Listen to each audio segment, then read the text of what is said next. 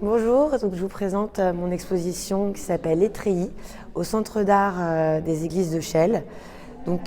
C'est une exposition qui parle de l'entrelac de l'ordre cistercien en référence et surtout de cette idée du nœud de langage physique et psychique et de cette idée de réconciliation entre la terre et le ciel.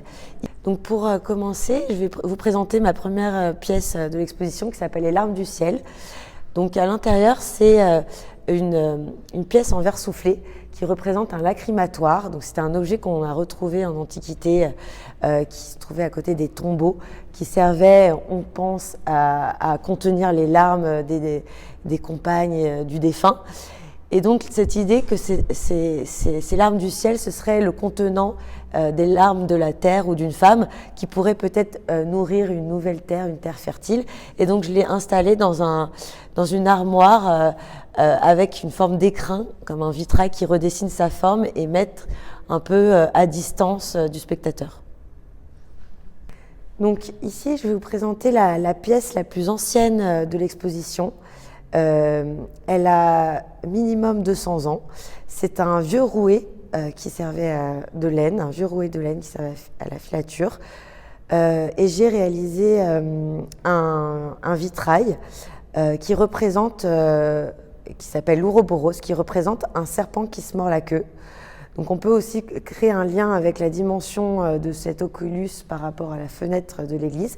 Et ce serpent qui se mord la queue, cet Ouroboros, représente en fait comme un cycle de vie qui tourne, une forme de renaissance, une résurrection. Pour finir, je vous présente la pièce maîtresse de l'exposition qui s'appelle la colonne mère. La colonne mère dans les églises était la colonne qui servait à porter l'architecture des églises.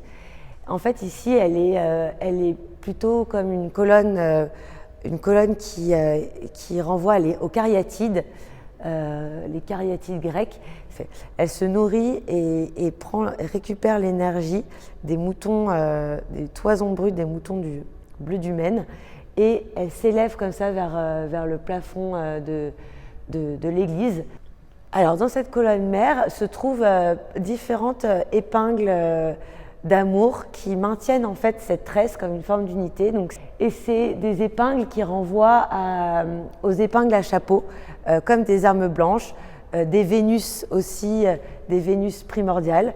Et en fait, elles forment une collectivité, une forme d'universel, une ADN universelle